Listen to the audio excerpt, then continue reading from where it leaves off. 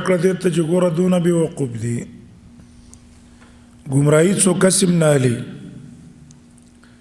پاتې شو قیمتي شی پې ورکول والعذاب بالمغفره او دیو اغسطه دی عذاب بالمغفرت په مقابله د مغفرت کې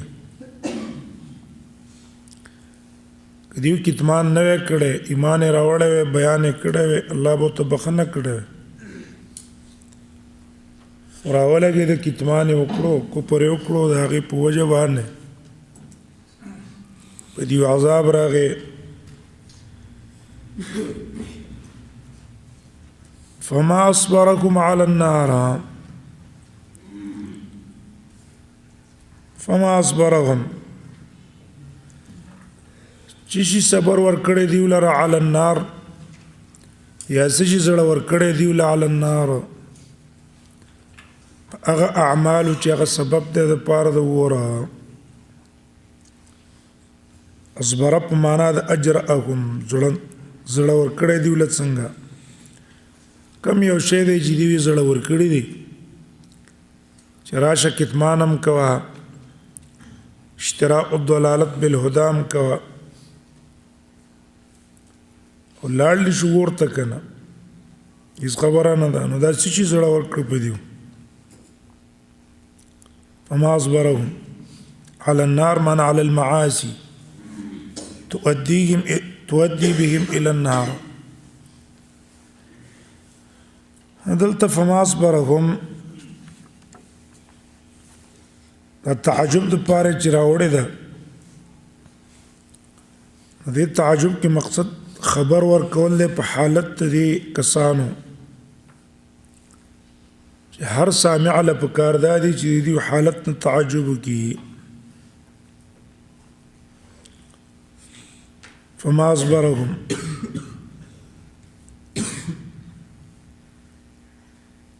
ابه ګور دلته د صيغه د تعجب الله استعمال کړي خو مراد ته مونږ ته وي تاسو تعجب کوي د حالت نه هغه دې په دې ور باندې صبر کول چې دا څه عذاب دی او دا غي سره دې ته پروا نه کوي مؤمنان ته وي او سامعين ته وي چې دې حالت نه تعجب کوي دا معنا مکړه خو بده فما اصبرهم ترکیب په لحاظ باندې جمل سے بوای نور مفسرین هم وي چې څلور سورتونه دي اول قول سیبیه ده او د جمهور ده چې دا ما چې کومه ده فما اصبر انا کراده تامه موصولم نه ده موصوفم نه ده معنی د تعجب ده تجوي ما احسن زيدا معنی دا د شيء صير زيدا حسنا یو ناشنا شی دی چې زید ډولی کړه دلته معنا دا ده فما اصبرهم معنی شيء ما یو شی دی ناشنا جعلهم صابرین علی النار چې دې ګرځولي صبر کوونکي په ور باندې دې صابرین النار ګرځولي دا یو ډېر عظیم شی دی ډېر غټ شی دی دویم قول د فرا ده هغه دا ما استفهامیه ده ما استفهامیه معنا به کو خو دې استفهامي سره معنا د تعجب ده فما اصبرهم سشي صبر ورکړې دی ول علی النار په ور باندې لکه کیف تکفرون بالله کې استفهام هم دی معنا د تعجب هم پکې ده. دریم قول د اخفش دی، هغه دا فما اصبرهم کې دا ما موصوله ده او خبر به حذف وي. فما اصبركم انا الذي اصبركم على النار امر فظيع، هغه شی چې دیو له صبر ورکړی دی په اور او زړه ورکړی دی په کولو د هغه اعمالو چې سبب دی د پاره د اور، نو دا شیء عظیم یا فظیع، دا ډېر خطرناک کار دی. څلورم قولم اخفش ته منسوب دی چې دا نکره ده موصوفه ده او دا رستو له صفت ده او خبر حذف ده. شیء اصبرکم علی النار، یو شی دی چې دوی زړه ورکړي دي په اور باندې، نو خبر لرو باس امر فظیع، دا یو کار دی ډېر لوی. فما اصبرکم علی النار. ابیا دلته بعضی مفسرین دلته ور حقیقی معنا غسته وی معنی دا ده فما اصبرکم علی النار، سچی صبر ورکړی دیو لره ور معنا پاغه اعمالو چې په ذریعه د پاره د ور ولدی ته پته وا چې چا دی پیغمبر سزد کو عناد کو جهنم ته وزي.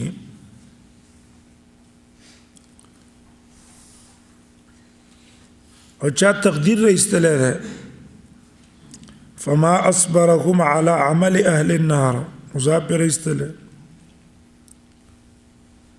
سشي صبر ور کړی دی لره په عمل د جهنميانو. او یا اسباب اصبرم معنا وکړه زړور، سشي زړور کړی دی په ور باندې معنا په کول د هغه اعمالو چې سبب دی د پاره د ور. ذلك بأن الله نزل الكتاب بالحق، وزیزی کی سبب ذکر کړي د استحقاق د دیو د عذاب، دا همیشه الله دیو ورته ولې بوزي، دا په دی وجه ذلك اشاره ده ما تقدم من الوعید، دا مخکنی وعید چې الله به څه خبرم نه کوي خېټو کې ورځي پاکی به هم نه عذاب علیم به مولي. دا عذاب په څه وجه ده؟ بأن الله نزل الكتاب، په دی وجه چې الله نازل کړی دی کتاب. کنا کتاب نه مراد یې جنسي کتابونه دي، تورات، انجیل، زبور، قرآن. یا کتاب نه مراد تورات ته. بالحق، بالحق معنا څه ده؟ د پاره د اظهار د حق، به په معنا د لام والا بالحق معنا الاظهار الحق. الله دا کتابونه دي غرض د پاره نازل کړي چې خلکو ته حق واضح ښکار شي. یا به خپل معنا والا د ملابسه او مصاحبت مصحوبه ببيان الحق، چې په دې کې دنه حق بیان دی د کتاب چې الله نازل کړی دی، د دې سره بیان د حق غرض دی چې پای کې د رسول الله صلی الله علیه وسلم متعلق زیرم دي، قرآن متعلق خبرونه دي. دیو څوکړه ذلك بأن الله نزل الكتاب بالحق، دلته تقدیر رو باسا فکتموهم هذا الحق، استدیو را اولګېدل دا حق پټ کو الله را نازل کړو د پاره د اظهار د حق خلق ته حق کار شي حدیث ته کتمان کو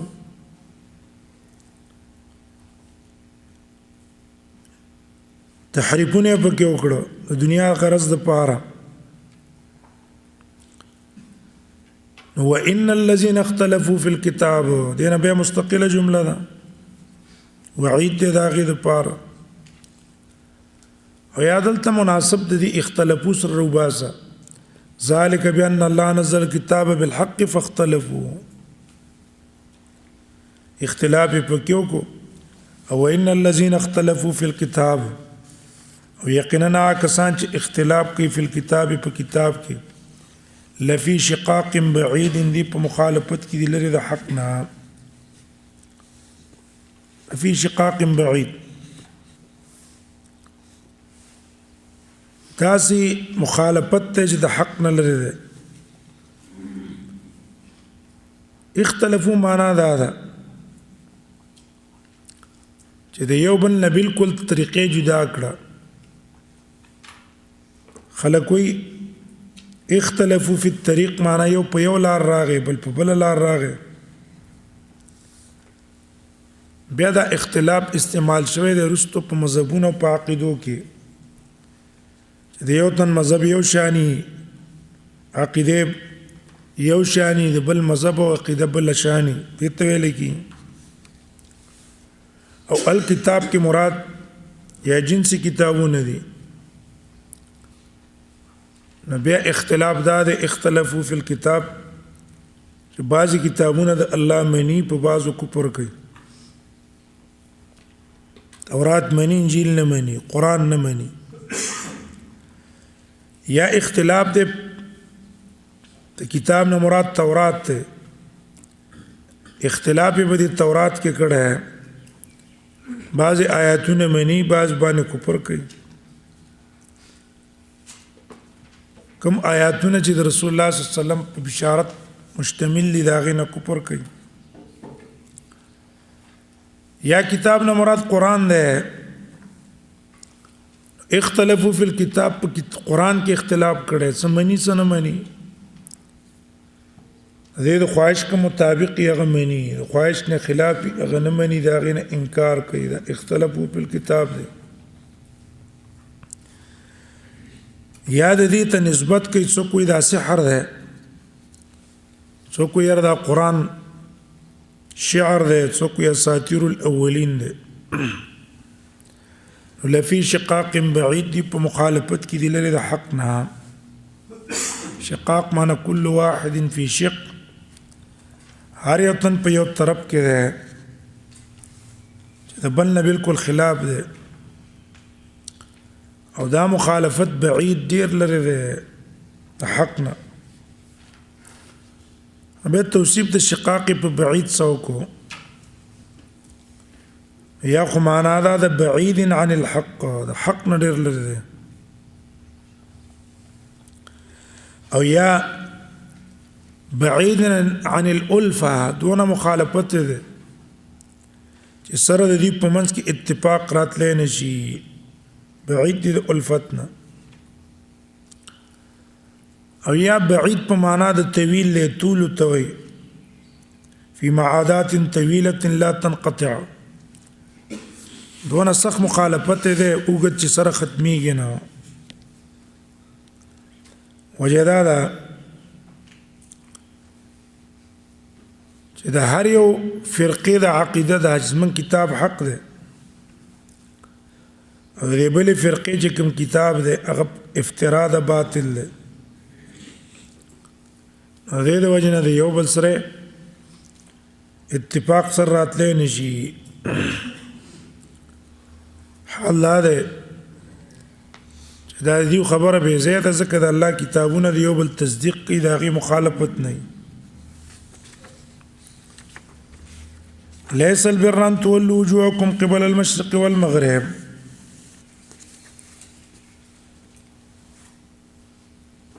وزديجي نرستو ذکر کوي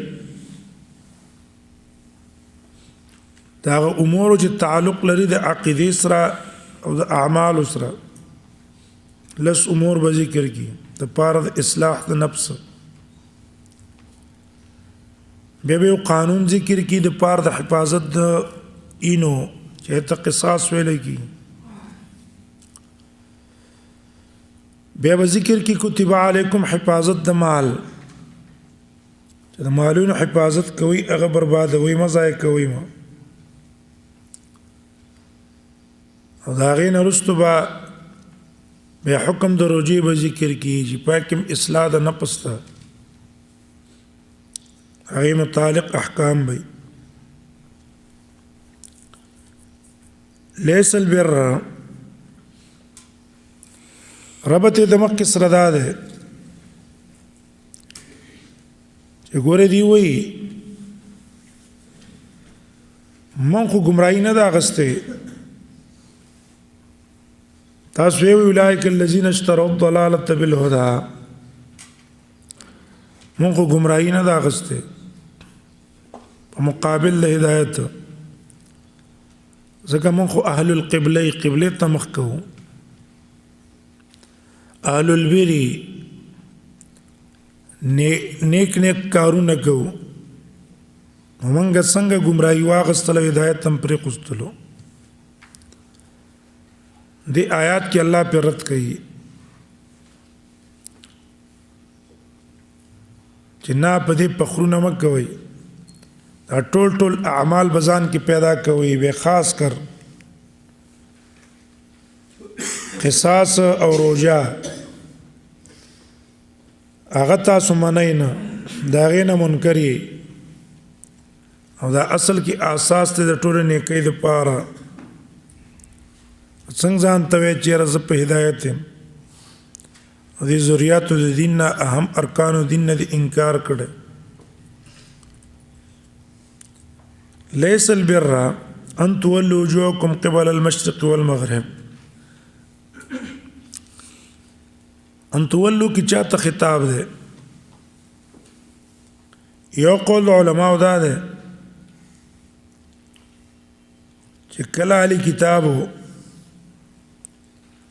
بیت المقدس متعلق ډیر تشدد کو چې رب بیت المقدس ته مخ کوي او کعبه ته مخ نه اړوي او دا دین دی الله دا آیات نازل کو او بدی کی خطاب دیم دقه يهوديان ته ليس البر ان تولوا وجوهكم نیکی منحصره نه ده ليس البر منحصره نیکی منحصره نه ده پدې کې ان تولوا وجوهكم قبل المشرق والمغرب دا خطاب شو چاته يهودو ته دویم قول بعض مفسرینو دی چې دا خطاب اصل کې مؤمنانو ته دی ولکه چې مؤمنانو د کعبه فضیلت واورېدو ندی ویل چې باس دی کعبه ته مخ کول زمنګ د پاره پوره کافی دی الله ته یې جنا صرف کعبه ته مخ کول دا نیکی نه ده او نه نیکی په دې کې منحصره ده ولكن البر من آمن بالله دا ټول کارونه بس کې او دا صفات بزان کې پیدا کې دریم قول دا دی چې دا عام خطاب دی هر چاته د هر مذهب سره تعلق لري هر فرقه سره تعلق لري ولکه چې بیت المقدس مخ کول منسوخ شو کعبه طرف ته مخ کول لازم شو په مؤمنانو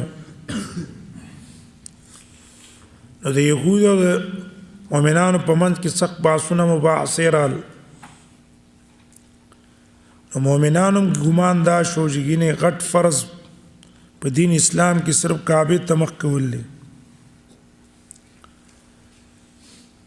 او هغه يهوديانو ته ویل چې په دې بیت المقدس ته تشدد مه کوئ. نو بیا به د آیات مقصد دی چې ټول عبادات او طاعات ابا کوي، نو بیا به بیرته رسېږئ. صرف مشرق ته یا مغرب ته مخ کولو باندې سړی بار نه ګرځېږي چې دا د ګینې بیر والا شو. او راجع قول هم دقه دی چې دا خطاب عام دی، ځکه څه نس موږ سره نشته دی چې د هغې په وجه باندې د عام خطاب موږ یا په مؤمن پورې خاص کو یا صرف په یهودو پورې خاص کو. او دویم وجه دا ده چې مقصود د آیات او په یول د انسانانو دي په هر زمانه کې که په هر ځای کې وي چې خاص قبلې طرف ته مخ اړول دا کامل نیکي نه ده او نه نیکي په دې کې منحصره ده، بلکې کامله نیکي دا ده چې دا وروستو کوم خصال او صفات دي دا انسان په ځان کې پیدا کړي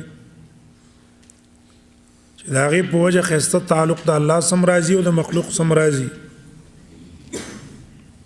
نو لیس البر نه ده نیکي ان تولو معنی منحصره په دې کې چې تاسو وګرځوئ وجوهکم مخونه خپل قبل المشرق والمغرب، مشرق طرف ته یا مغرب طرف ته.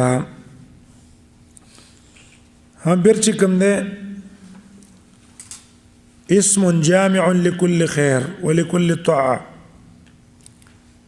دا نوم دی د هر خیر او د طاعت چې يتقرب بها العبد الى خالقه، چې بنده د هغې په ذریعه باندې ځان الله ته نږدې کوي. دې ته بر ویلی کېږي. نو معنی دا نیکي په دې کې صرف منحصره نه ده چې دا دې کول الله ته به نږدې نور به نه. હવે امام راغب وایي بر هغه په معنی پکې توسع ده فی فعل الخیر. بیر ستوي بر وچه توي مقابل بحر راځي او بیر د دې بر نه غستل شوی دی بمعنى التوسع في فعل الخير. ابي دا کله بر نسبت الله ته کیږي انه هو البر الرحیم، او کله نسبت بنده ته کیږي بر العبد ربه، بنده ته چې نسبت شي التمانا صد توسع في طاعته، او الله ته چې نسبت شي البر معنی دا د ثواب ورکون کې ده پنه کوي. سوچ د الله طاعت کوي نیکی کوي ثواب ول په ور کوي. الله په صفت کې دا معنا ده او د بنده په صفت کې معنا د طاعت کوون کې ده. ان تولد التولين ده توليه لغي التوجه اليه في بالوجه خپل مخ یو طرف ته وګرځي. قبل په معنا د جهاد سواله چې تاسو مخ وګرځوي قبل المعنى جهات المشرق والمغرب، مشرق طرف ته یا مغرب طرف ته مخ وګرځو او ته بس ما د نیکی کارو کو دا بس ته نه دا نیکی نه ده. دا توجه ده په وخت مانځه کې. ولكن البر لیکن نیکی اوس هغه ذکر کوي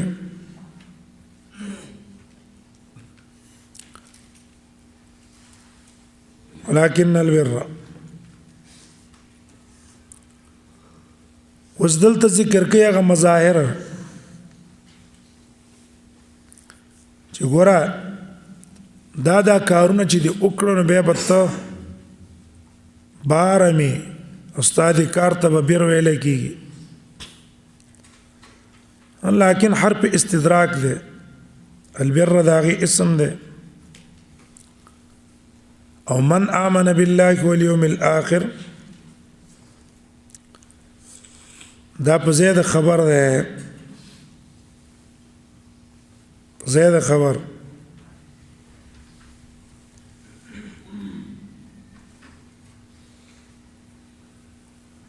بیا دلته هغه مشهور اعتراض ده چې هلکه بیر اسم شو او من آمن بالله خبر شو نو من آمن دا خو ذات ده او بیر وصف ده نو حمل د ذات په وصف باندې څنګه کیږي یا خو نه کیږي حمل د ذات په وصف باندې نه کیږي دی بیا را لګېدلي دي د صحت د حمل ذات په وصف باندې حمل شي د هغې دپاره تقدیر کړی ولكن البر من آمن بالله بر من آمن بالله ولكن البر بر من آمن بالله من آمن نے مخکې څه کړی دی مضاف یې حذف کړی بر دغه اختصار دی ته ویلی کېږي چې پای کې مضاف حذف شي په کلام د عربو کې دا کېږي لکه خلک وایي السخاء حاتم نو سخاء حاتم نه دی والته مضاف حذف دی السخاء سخاء حاتم یا والشعر زهير خلک وایي زهير خو شعر نه دی معنا والشعر شعر زهير شعر د زهير دی دلته دقه معنا ده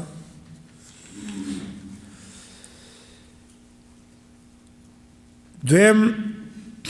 جواب غدا کوي چې نه د بر نه مراد بار دی هغه اسم فاعل شو ذات شو ومن آمنم ذات شو حمل ذات په ذات راغی ولكن البار لکه ګوره ماء غور ماء غور معنی غائر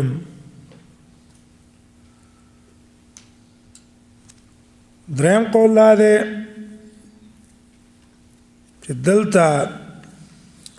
د دې بیر نه مخکې لفظ د ذا حذف کا ولكن ذل بر ولكن ذل بر من آمن بالله نیکی والا هغه څوک دی چې ایمان لري په الله او پر ورځ وروستنۍ به حمل هم د ذات په ذات راغی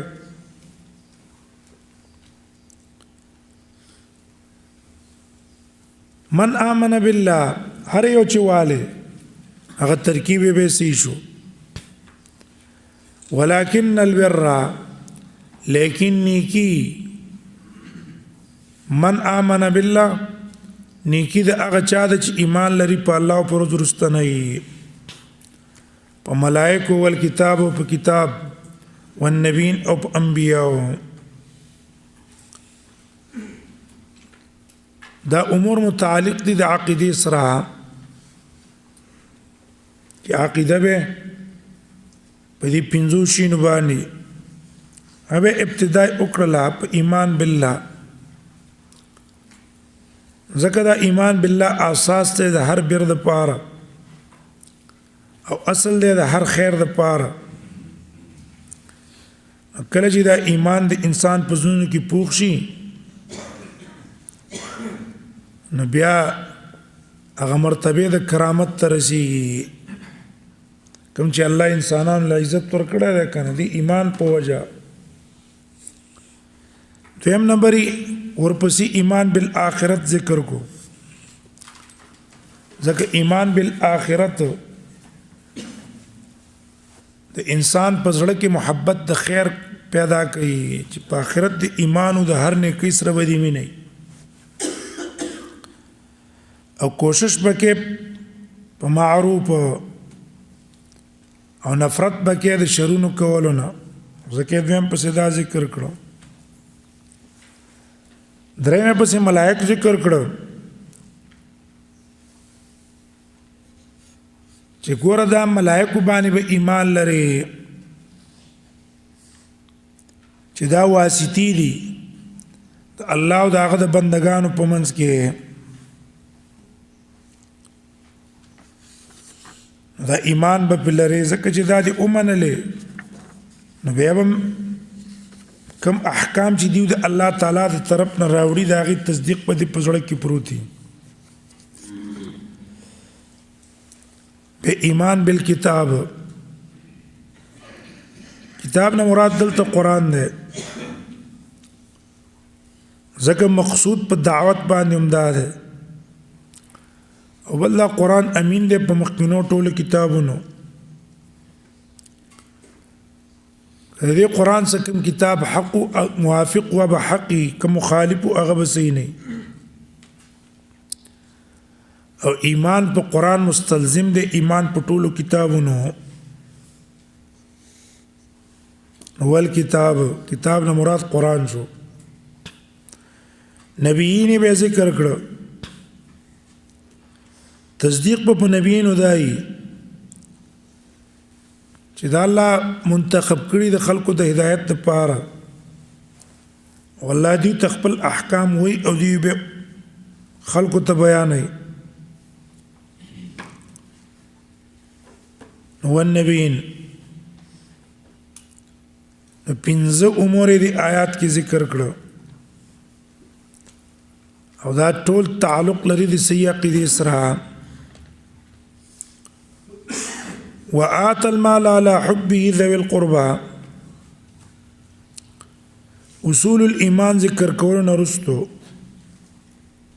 ذکر کوي اصول الاعمال الصالحه چې هغه عبادت مالی دي او به عبادت بدني دي وآت المال او دې ته لکی بیان د کمال البر چې دا کارونه دي وکړو دي سره به دي بر کامل شي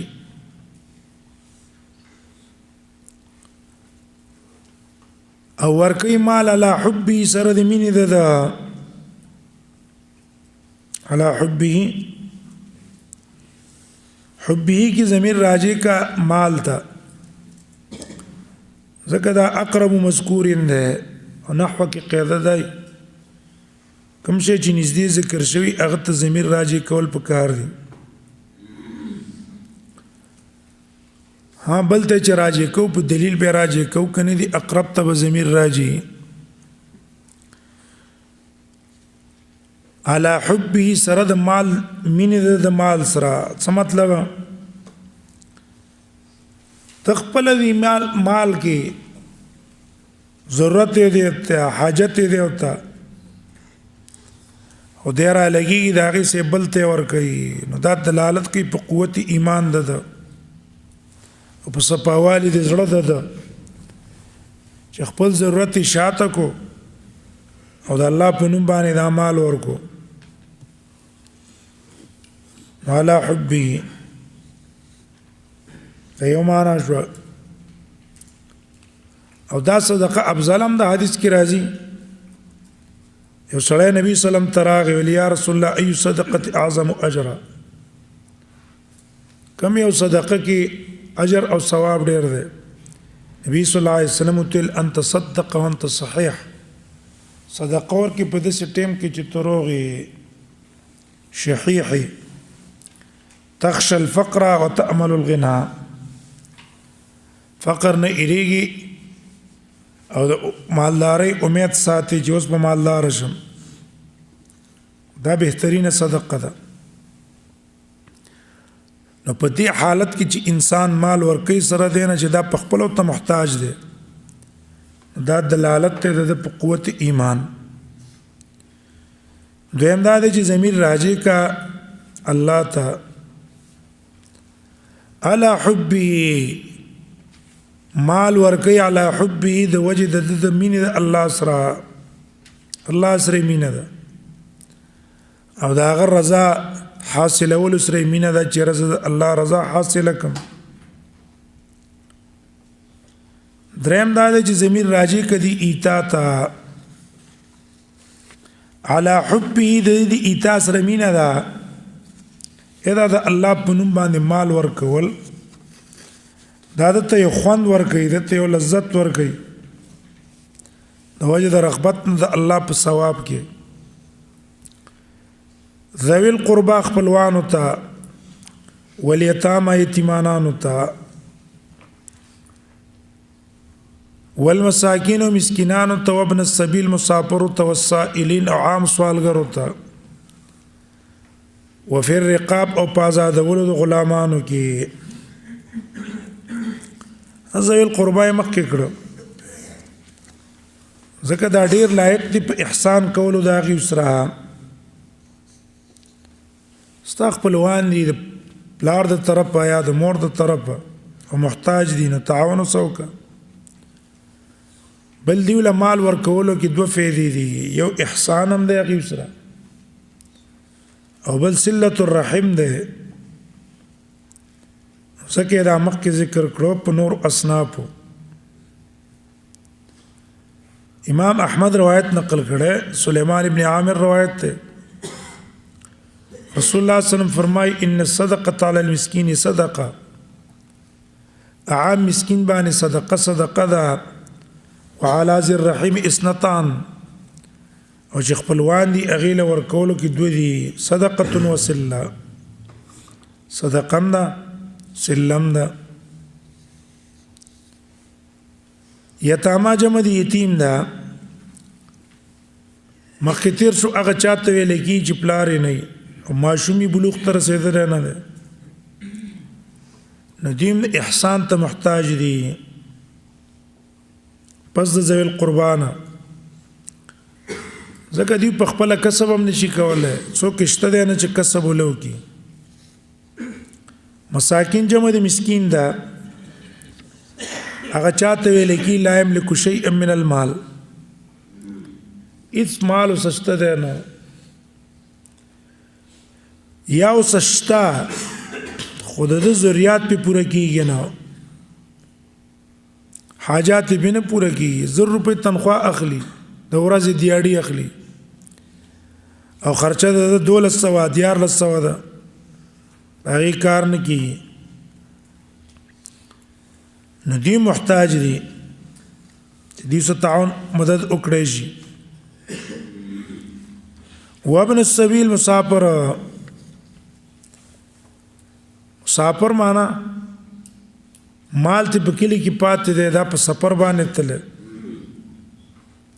خامخا دا په سفر کې محتاج دی نفقې او خرچې ته د سره تعاون کول پکار دی مال له ورکول پکار دي تعاون سره پکار دی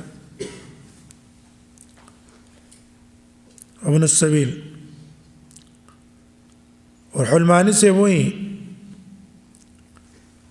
دې مسافر ته ابن السبیل ذکر ویلو لملازمته السبیل چون کې مسافر دی په لار روان دی د لارې سره ملازم دی نو ذکر ته ابن السبیل وایي او یا د لارې راښکاره کړی دی لأن الطریق تبرزه فکأنها ولدته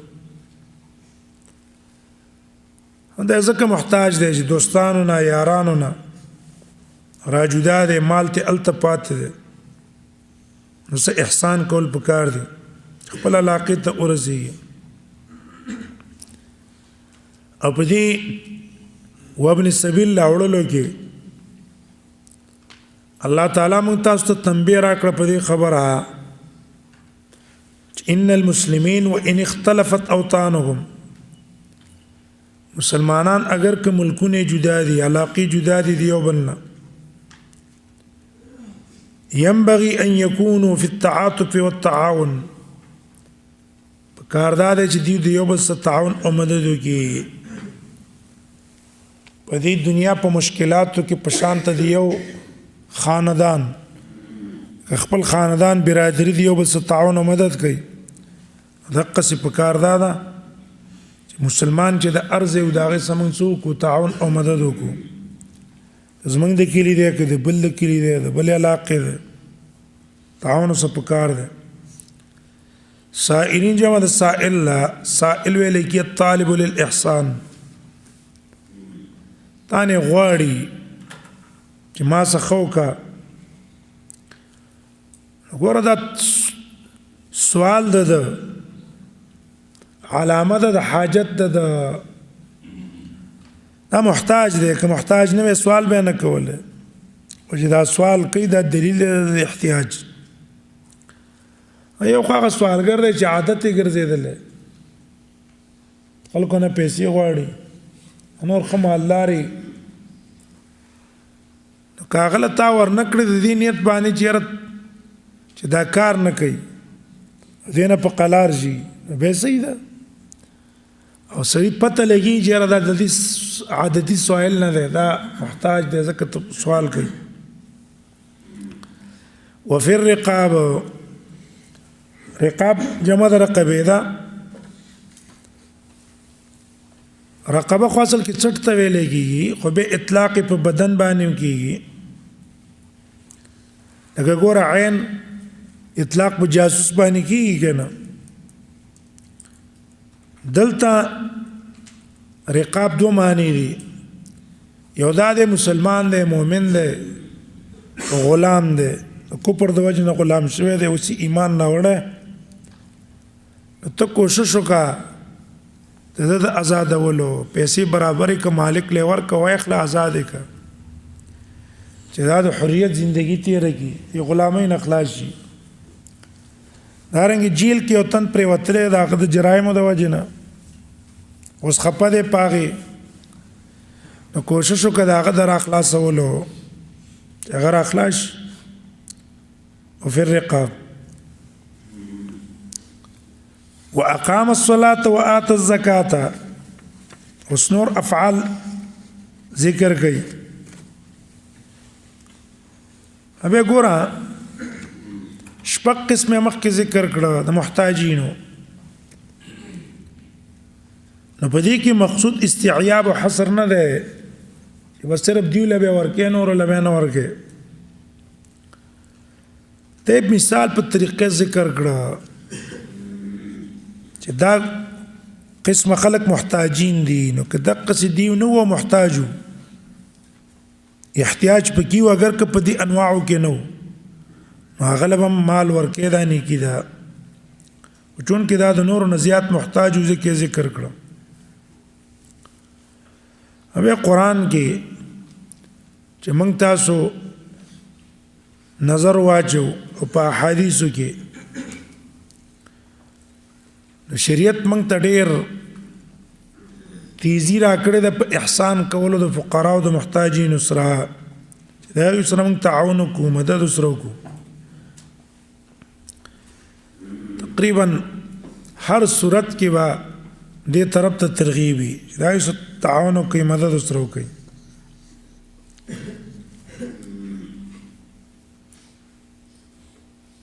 اوبه ګوره وآتى المال على حبه ذوي القربى ذوي القربى واليتامى مساکین مطلق ویل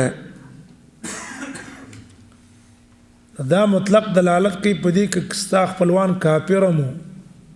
چې محتاج او توسه کولای شي تعاون او مدد به سره کې یتیم دی کله کافر اولاد دی خو یتیم دی تعاون وسوکا کافر دی مسکین دی کافر دی مسافر دی سائل دی کافر دی او چې مسلمانی په طریقه اولا به سره کې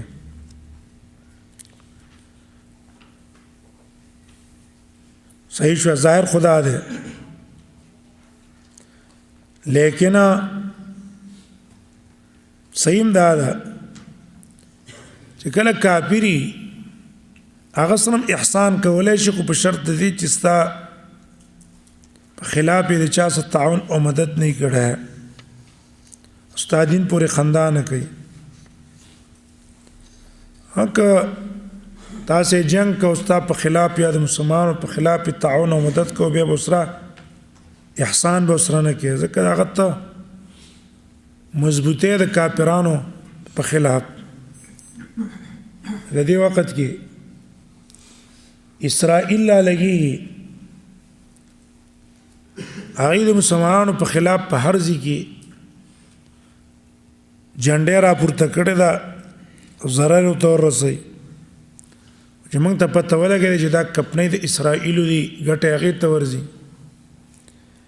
یا دوی څه حصه د خپلې مال اسرائیلو ته ګټه کې ورکوي د هغې سببیت ظاهر کې به اغستل خرڅول به هم نه کوو ځکه دا هم یو قسم تعاون دی د هغې کافرانو سره د مسلمانانو په خلاف دې نه بیکاټ پکار دی چې ته پته ولګي چې دا دغه یهودیانو کپنی ده او هغې ته فایده پکې وررسېږي چې به د هغې نه بیکاټ کې د دې لپاره چې په دې خپلو کارونو باندې سوچ او فکر وکړي نو دې وجې نه دواړه له ورکولی شي خو ها مسلمان هم دی کافر دی او تاسو ډېر وس نشته دی نو څوک به مقدم کې بیا به مسلمان مقدم کې هغه به مخکې دې د وجې نه اگر که دا آیات عام دی خو مراد ته نه دلته مسلمان دی تخصیص یې په چا پورې دی په مسلمان هغه ته مراد دی عام احسان د کافر څخه کولی شي واقام الصلاة پابندي کوي د مانځه وآت الزکاة ورکوي زکات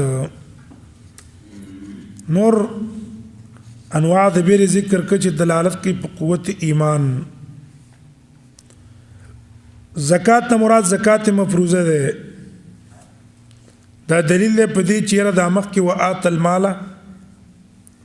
دغه مالو د زکات نه په غیر او دلیل شو په دې کې ستا خوا کې خپلوان دی محتاج دی یتیم دی محتاج دی او تاسو پیسې شته زکات نه په غیر به نور تعاون د هغې سره کې ان فی المال لحقا سوى الزکات هغه به اختلافي مسله د علماو منځ کې چې دا منسوخ شوی دی که اوس هم شته ظاهر آیات دلالت په دې باندې کوي زکات نه په غیر به نور قسم تعاونونه هم د هغې سره کې اقامت الصلاة معنا هم تېره شوې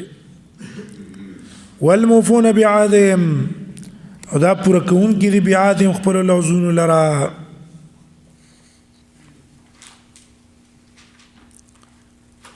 موفون بعهدهم صيغه اسم فاعل راوړه والموفون بعهدهم د پاره د دلالت د وجوب الاستمرار چې ګوره په دې وفا دا وفا په عهد باندې واجب ده هر کله چې د لوز کو په هغې به وفا کې یو ځل نه بار بار به پې وفا کې استمرار به په هغې باندې کې هدې عهدهن مراد هغه لوز دی چې الله سے کومه وعده کړې په هغې وفا کوي څونه احکام د دین دي موږ به د هغې تصدیق کوو په هغې باندې به عمل کوو همدارنګه د لوزونه د خلکو سره کړي یعاهد بالناس بعضهم بعضا تا لوز چا سره کړی دی نو په هغه لوز باندې به وفا کې ماته به نو والموفون بعهدهم دوانو ته شامل شو خو اذا عاهدوا کله چې دی وعده کړی دا په هغې وفا کوي الله اوس کې هغه دام دی نظر یې کړی نظر پوره کوي قسم یې کړی دی قسم پوره کوي چا اوس امانت یې خیر دی چې ما سې کېده اوس د لغر به کم په هغې باندې وفا کوي ټول په دې کې داخل شو اذا عهدو کی اشاره شو دیتا لفظ د اذا کی ایفاؤهم بالعهد لا يتأخر عن وقت حصول العهد څنګه چې لوزو کې د لوز کولو سره بس د دې وفای تاخر پکې نه یعنی وفا سندوار نه به چرته په قلاره کوي نه چې څنګه لوزو کو بس دقه وخت نه په لوز باندې کلک دي. والصابرین فی الباساء والضراء، او دا بیر والا دا هغه کسان دي الصابرین چې صبر کوونکي دي فی الباساء په تکالیفو د مال کې، والضراء په تکالیفو د بدن کې. باسا د بؤس نه ده، بوس هغه تکلیف ته وایي چې د انسان باندې د مال کې راشي، فقر پې راشي، احتیاج پې راشي خلکو ته. او ضرا د ضر نه ده، ما یصیبهم فی انفسهم، د دې بدنونو متعلق بیماریانې پې راشي، اسقام دا پې راشي. او وحین الباس په وخت جنگ کې کله چې د کافرانو سره مخامخ شي او هغوی سره جنگ کې لاعلاء کلمت الله، نو په دقه وخت کې مدې څه کوي؟ صبر کوي، کلک ولاړ دی.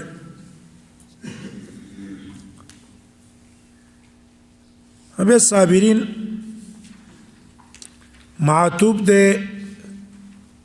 په من آمن باندې، ولکن البر من آمن، شانت د والموفون. ودوانا دا چې من آمن مرفوع والموفون مرفوع، او الصابرین منصوب راوړو. دا نصب دی په تقدیر دا اخصو، دې ته ویل کی منصوب بالاختصاص. سمانا اخص و امدح، او زه خاص کومه او یا صفت کومه د صابرین فی الباساء والضراء وحین الباس. بیا دلته دی منصوب کو او نصب په اختصاص ویلو. دی کی غرض تنبیه ده علی فضیلت الصبر، په فضیلت د صبر او په اوچتوالي د مرتبه د صبر په نورو فضایلو. صبر فضیلت ډیر ده. نو گویا کې دا صبر د مخ کې اعمال د جنس نه ده، دا جدا جنس ده. نو دې د وجه نه دا اغینه را جدا کو شارع کو، گویا کې دا جدا جنس ده. او دې طریقې ته علما د لغت قطع او توي قطع، او په دې کې مبالغه ډېری په نسبت د اتباع. اتباع معنا مخکې مرفوع دی، د قصیدا ټول مرفوع چلے په عطف کې. او دا قطع چې دی وکړه د هغې نه د را جدا کو، دې کې مبالغه ډېره ده. او صحیح دا وجم دا ده چې ګوره صبر په دې اوقاتو کې دا ډېر ګران کار دی. د هغې د اهمیت د وجې نه د مخکې نه څه کړو؟ را جدا کړو. بیا د آیات کې درې حالات د صبر ذکر کړه، فی الباساء والضراء وحین الباس. ځکه دا درې حالاتو کې د انسان د صبر پته لګېږي چې دا انسان صبرناک دی او که دا انسان اسې جزه پزه کوونکی دی. په دې کې پته لګي یو په وخت د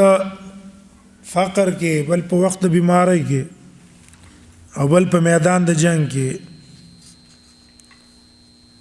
حین په دې حین لپس کې اشاره شوه چې ګوره وحین الباس، لفظ د حین الباس په دې کې اشاره شو دی ته چې ګوره په جنگ کې مرتبه او چتواله د صبر په هغه ټیم کې معلومیږي چې کله دواړه یو بل سره مخامخ شي. مؤمن او کافر یو بل سره مخامخ شو، په دقه وخت کې په پته ولګي د صبر. ولې کله کله یو انسان قوي می ځان ته بادر هم وي، خو چې کله میدان کې وګوري چې هلکه وهل دي تورو باندې انسانانو سرونه غورځېدل دي مړه کېږي په دې وخت کې کله میدان نه تښتي بیا خو چې دی دلته کلک ولاړ دی دا دلیل دی د په قوت صبر وحین الواس ځکه دا ویله بیا دې ته ترقي وایي د ادنا نه اعلی ته مال مصیبتونه سخت دي د هغې په نسبت باندې بیا بدني تکلیفونه ډېر سخت دي او بیا د هغې په نسبت باندې د کافر سره مقابل میدان کې ودرېدل هغه د هغې نه هم سخت دي ترقي وکړله تکالیفو د مال کې هم صبر کوي د هغې نه سخت تکالیفو د بدن کې هم صبر نه کارلی او د هغې نه سخت مصیبت چې هغه دشمن سره مخامخ کېدل دي پای کې هم صبر کوي اولئک الذین صدقوا اولئک ضمیر راجع کړي ټولو ته هغه امور چې د عقیدې سره تعلق لرلو همدارنګه د مال سره تعلق لرلو صبر سره تعلق لرلو ټولو ته ضمیر راجع اولئک الذین دغه صفات والا دا کسان دي صدقو چې دی رښتونی دي په دعوی د بیر کې دیو کسان ته بار وای دا بالکل رښتونی دي ځکه صدق چاته ویل کی قول ته هم وي افعال ته هم وي قول چې کله مطابق د واقع سره ته صدق وي او عمل چې کله پاغه طریقې چې کم الله پر رضا کیږي پاغه طریقه ته عمل وکړو دي تم صدق ویل کی دلتم دا معنا ده صدقو دی په خپل اقوالو کې او په خپل اعمالو کې بالکل صادق دي رښتونی دي اولئک الذین صدقوا په دعوه د بیر کې دا رښتونی دي او یا صدق نه مراد اخلاص ته اولئک الذین صدقوا دا کسان دي چې اخلاص د اعمالو کړي الله د پاره ریاکاری پکې نشته عمل خاص الله د پاره ده او الله رضا پکې طلب ده سمعت او ریا پکې اراده نه ده واولئک هم المتقون او دا کسان متقیان دي متقون د اتقا نه ده حذر ته ویل کی دلته معنا څه ده المتقون ځان ساتله عن كل ما يغضب الله عليه هر هغه شینه چې الله په خپکی او د الله د اوامر امتثال کړي د نواهیو نه ځان ساتل دا غي په وجه د الله د عذاب نه بچ کو ځان کنه المتقون عن عذاب الله بسبب امتثالهم او اولئک دوانو کی ضمیر تراجه کو د وجه د احصار د دې په اذهان د مخاطبینو کې مخاطب په ذهن کې دا کسان بالکل حاضر دي نو ځکه اولئک ضمیر تراوړو او به مکرر راوړو اولئک په دې کې اشاره ده اهمیت د دې او فضیلت د دې دویم د دې صفت ذکر کو په صدقو او په المتقون باندې دې کې د دې شهرت ته چې ګوره دې په دې خصالو کې تاسو درجه ته رسیدلې دي تاسو درجه چې ته مقام د صدق او مقام د تقوا وي په دې صفاتو کې دغه درجو ته رسیدلې مشهور شوی دي درجه د صدق او تقوا ته پکې رسیدلې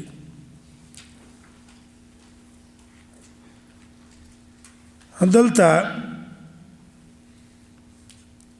وس اول کې اولئک الذین صدقوا ویلو ماضی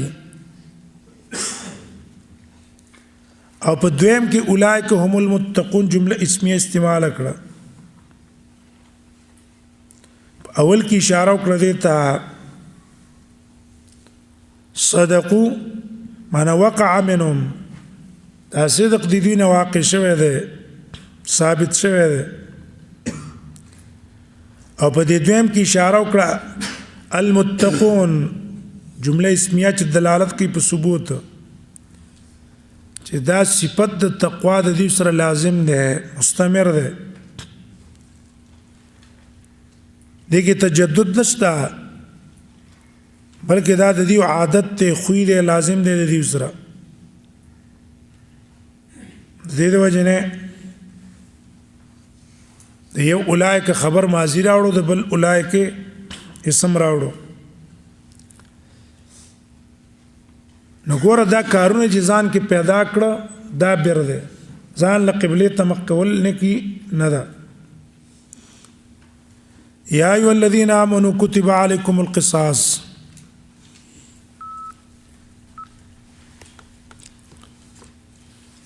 اے ایمان والو